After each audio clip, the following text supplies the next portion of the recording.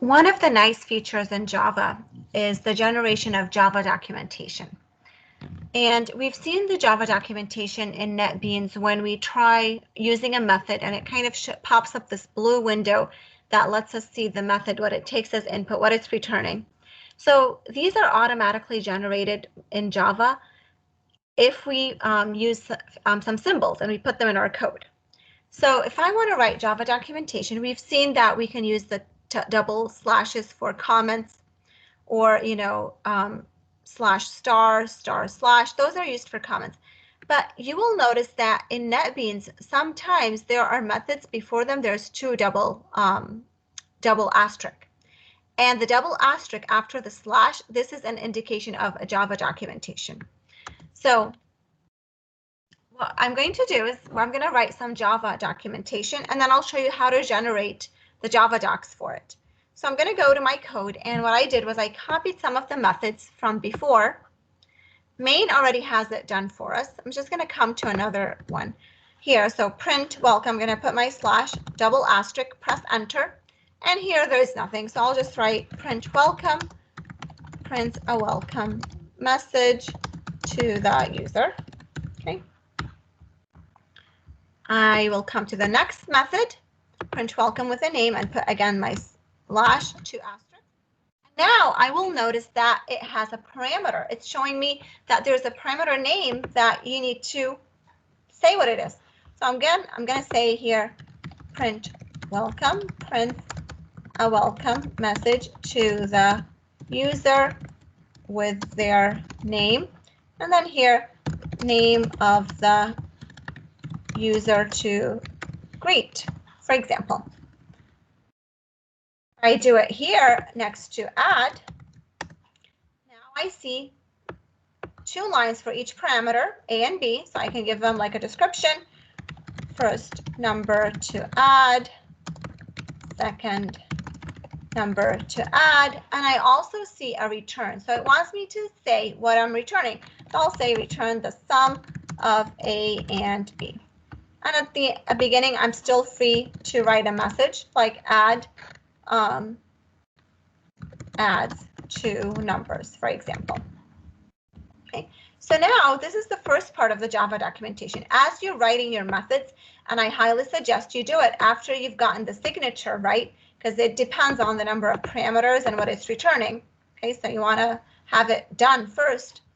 So the first thing is you write those documentation. Now you want to generate the actual Java documentation, and I'll show you what that's going to look like. So here I have the steps to do it. So the first thing is you right-click on your project name and you say generate Javadoc. Okay, so this project is chapter 4_2. So I'm going to go to 4_2. I'm going to right-click on it, and there's Javadoc. Generate Javadoc. So I'm going to click it, and it's going to generate, and it will tell me where it's generating. Okay, so it told me that it's in C users, this place. This is where I keep all my projects in NetBeans. This is the project name, and there's a folder called dist that gets created when you try to generate the Java documentation. So I'm going to, I think it got clicked. When you click it, it opens directly, but I'm actually going to go and browse for it. So I'm going to go to desktop, my Java 1 projects folder, and there's the chapter 4.2.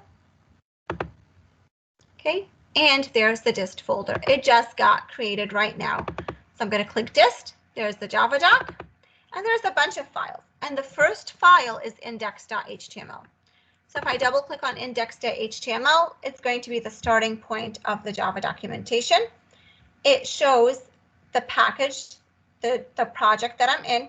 It's showing the classes that I have. Right now, we only have one class. We haven't written code that involves more than one class. If I click on my class name, it's going to show me all the methods that are there.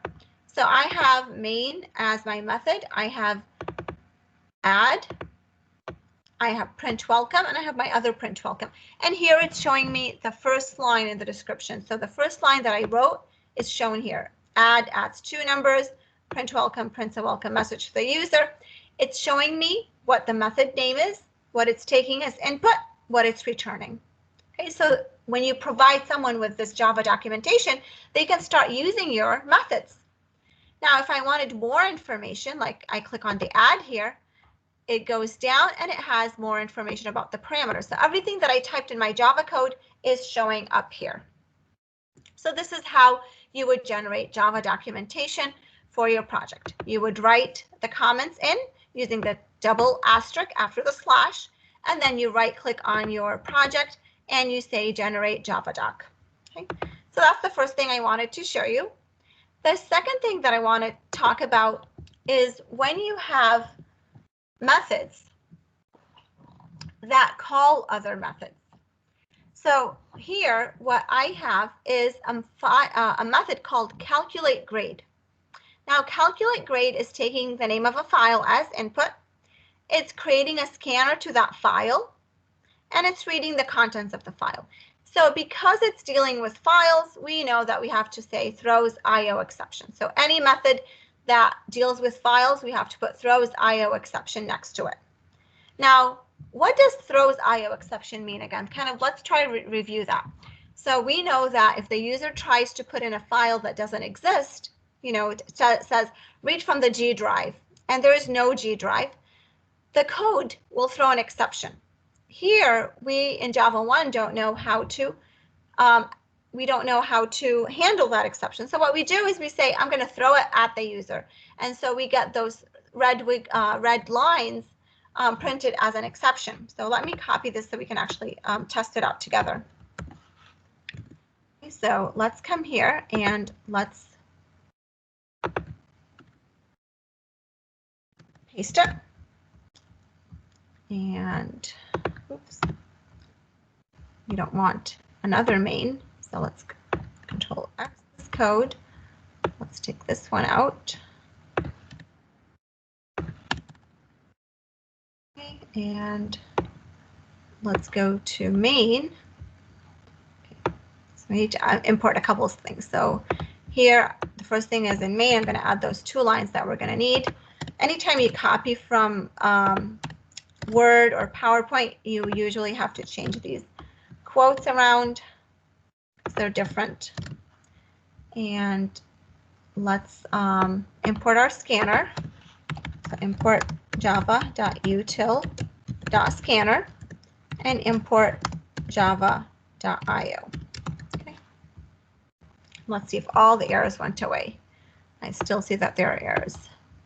So here it's complaining compatible types, double to float. Okay, so let's make it a double.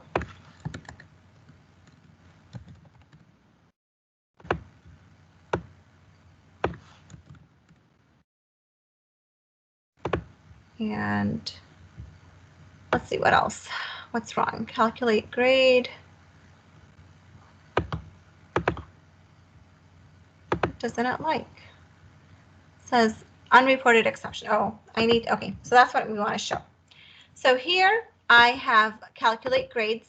It's calling scanner, and so if I don't put this here, okay, it will complain that unreported exception file not found must be caught or declared to be thrown. And so what we learned before in the previous chapter is that you need to make sure you throw IO exception. Now, calculate grade is going to throw the exception. Who are they throwing it to? Well, they're going to throw it to whoever called calculate grade. So here in main, I'm calling calculate grade. And so if calculate grade throws an exception, it's going to come to main. Main is going to get that exception. And so here it says unreported exception, IO exception, must be caught or declared. So just like scanner, here the scanner throws an exception when it can't find the file, and calculate grade has to kind of handle it somehow. We say throws IO exception. Main is now in the same situation. Calculate grade is going to throw an exception, and main now has to handle it. Well, we don't know how to handle it, so we're going to throw IO exception. Who's going to get that throws IO exception? The user is going to get it. So if I come here and I run this code, I didn't create a grades.txt. So in main called calculate grade called scanner, scanner internally called some other things, helper methods, sorry. And eventually an exception got thrown. That grades.txt is not found. So each one of these kind of throw it back to the previous one. This file input stream open, throw it to the open, throw it to the init, they throw it to the scanner, throw it to calculate grade, and now calculate grade throws it to main, and main throws it. Who does it throw it at? It throws it at us, the user, the runner of this program.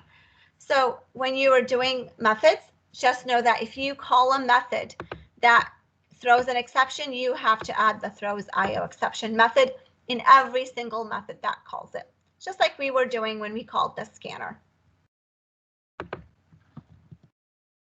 So for today's classwork, what I want you to do is practice writing methods that will deal with files and deal with exceptions. So you're going to start by writing a method isPrime. isPrime takes a number, so it's going to only take one number in parentheses as its argument, and it's going to return true or false. It's going to return true or false based on whether the number is prime or not. So if it's prime, it's going to return true. If it's not prime, it's going to return false. And I just want to remind you what a prime number is. So a prime number is a number that is only divisible by 1 and itself. So if you ask me, is 3 prime? I will say yes, because I could only have 1 times 3 equal 3. If you ask me if 9 is prime, I will say no, because 1 times 9 and 3 times 3 both give me the 9. So a prime number is only divisible by 1 in itself. So I'm just going to give you a hint here that to determine if a number is prime or not, you are going to have to check if it's divisible by anything smaller than it, but except 1 and 9. So you could kind of write, like if I ask you, is 17 prime? The only way for you to determine that it's not prime is to test every number from 2 to 16. So make sure you don't test the 1. Make sure you don't test the number itself. So if I ask you 17, you would test 2 through 16. Now, how do I know if a number is divisible by something? Remember the modulus operator, the percent sign. So remember that the remainder is given by the modulus. If I ask, is 10 divisible by 3? If I want to know if 10 is divisible by 3, I will check 10 mod 3. And if that gives me a 0, if it's a 0, that means it is divisible. And if it's anything else except a 0, then we know it's not divisible. So to determine if a number is prime or not, you're going to have to write a for loop that tries dividing that number by all the numbers between 1 and the number minus 1. And if at any point you get a remainder of 0, that means you found that it's divisible by something. That means it is not prime. If you finish going through the whole for loop and don't find a single number that it's divisible by, then you know at this point that it is prime. Okay, so this is the first method that you're going to write. The second method that you're going to write is the main method. Now, the main method is the one that's going to interact with the user. You're going to ask the user for the name of an input file, and that input file is going to contain some numbers in it. You're going to ask the user for the output file, and that output file is where you're going to write the numbers that are prime. So let's say the file that the user entered had 2, 9, and 15, and 17. Your code is going to run through that file, taking one number from it, determining if it's prime or not, and then it's going to go to the output file and it's going to write the ones that are prime. So it will only write the 2 and the 17 in that case. Okay. On HackerRank, you're going to be testing this code. There is a file that is attached to the classwork assignment on Blackboard that has some code that you'll need for this assignment. Basically, the code that you're going to be copying over is code that creates a file, the input file that HackerRank is going to test with. So make sure you grab that code from Blackboard, attach the classwork, and start writing your implementation inside that file for testing. And then the programming assignment for chapter 4 is here. You'll try to write a program that kind of mimics the rock, paper, scissors game. Make sure that your code is modular. You introduce methods. I don't want to see a main method that has everything in it. I want to see like different methods, a method that's just responsible, for example, for checking if the user entered something valid or not.